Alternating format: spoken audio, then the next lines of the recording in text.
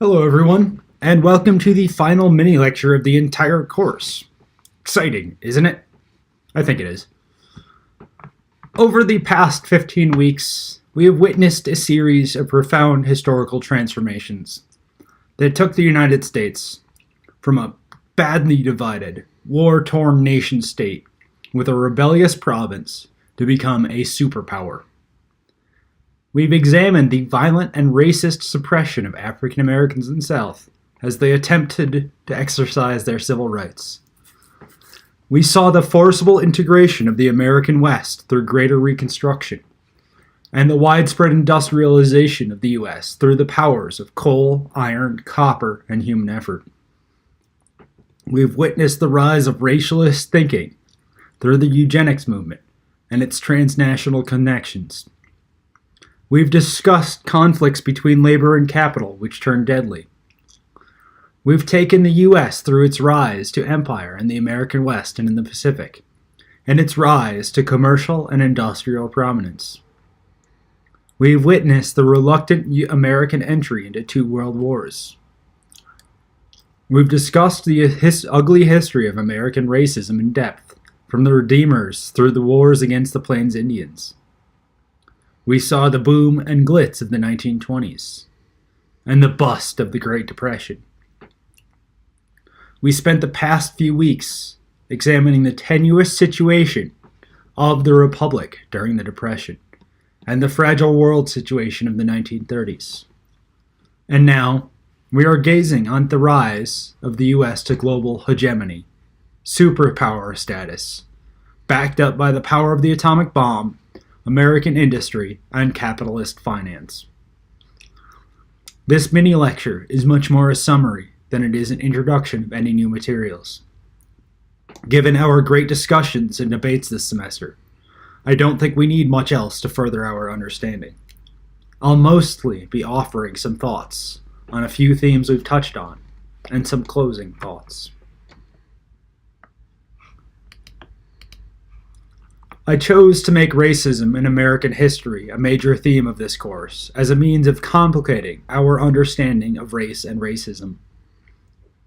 Often, racism itself is stereotyped and downplayed as a phenomenon, discounted, or dismissed as something either in the past or the crude racism of the N-word and little else.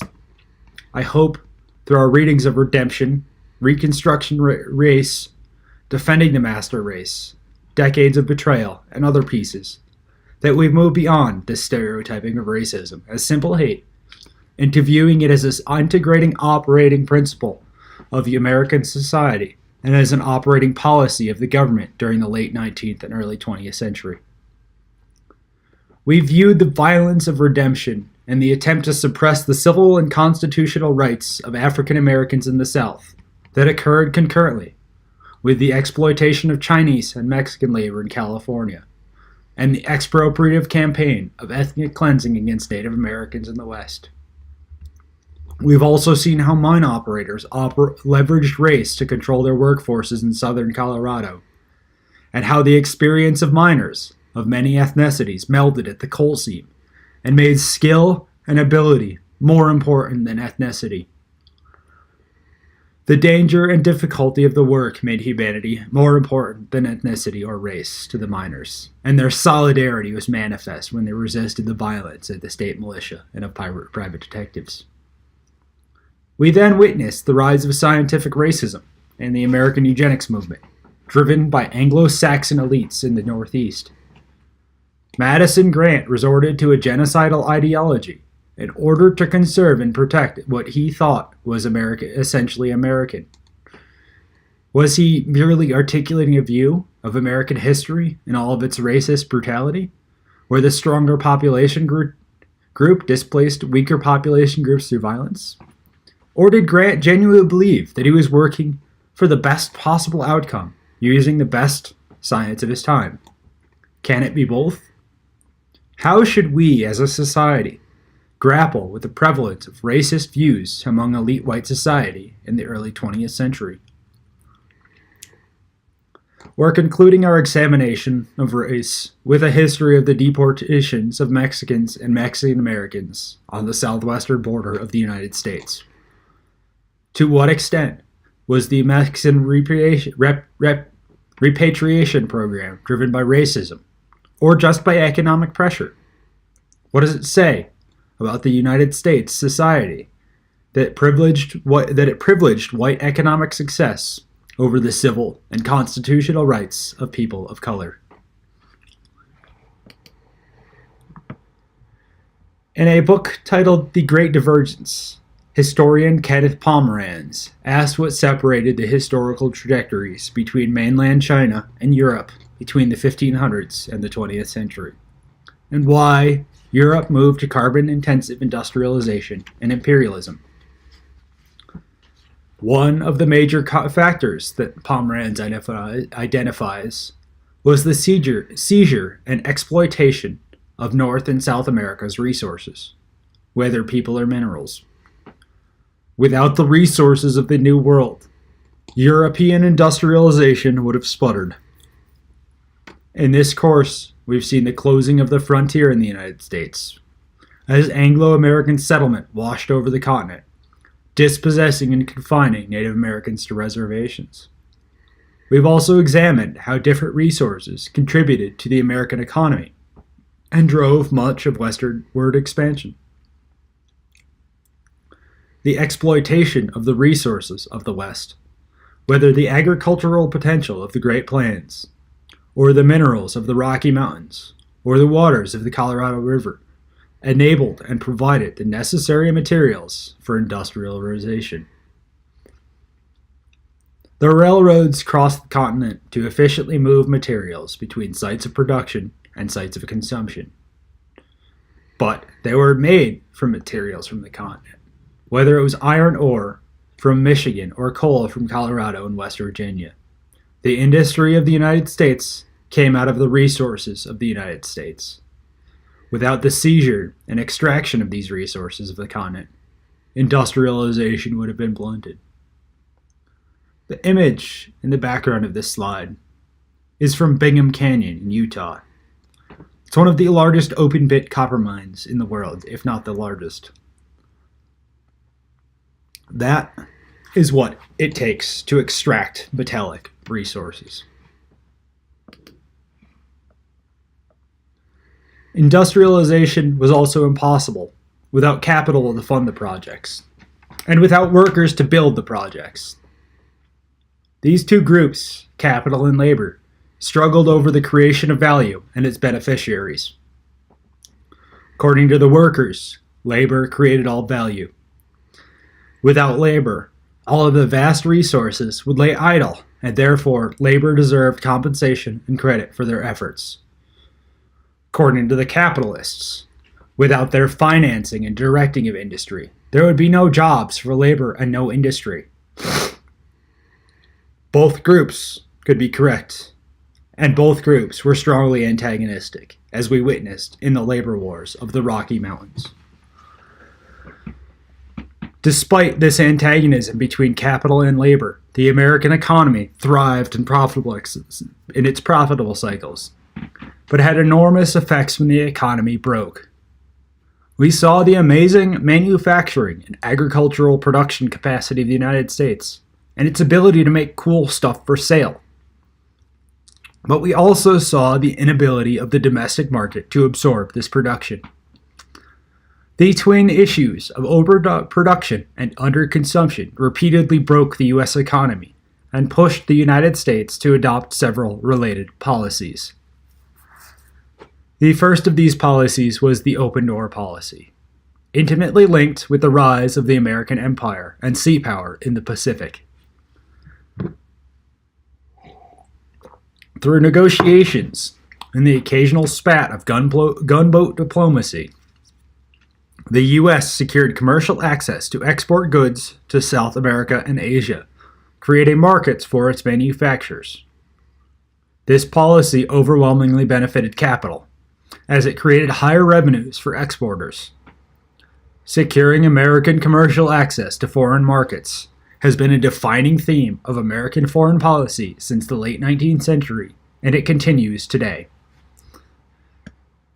The second major policy was Keynesian monetary and budgetary policies, or the use of large-scale deficit spending to stimulate and demand an economic growth. During the New Deal, the U.S. government committed to spending its way out of an economic crisis, and it worked.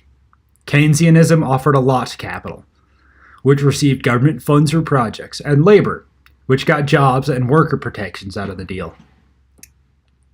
And it worked even better when it came to military Keynesianism, because of the ability of the U.S. to produce war material.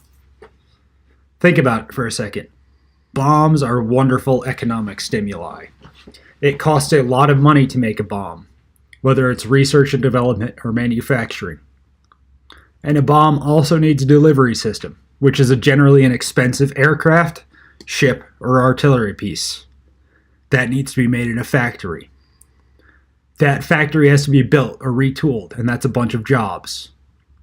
And once a bomb explodes, it can never be used again. But the stuff it destroyed needs to be rebuilt, equaling more jobs. Effectively, military Keynesianism committed the U.S. economy's health to the health of its arms industry, and that trend only accelerated during the Cold War.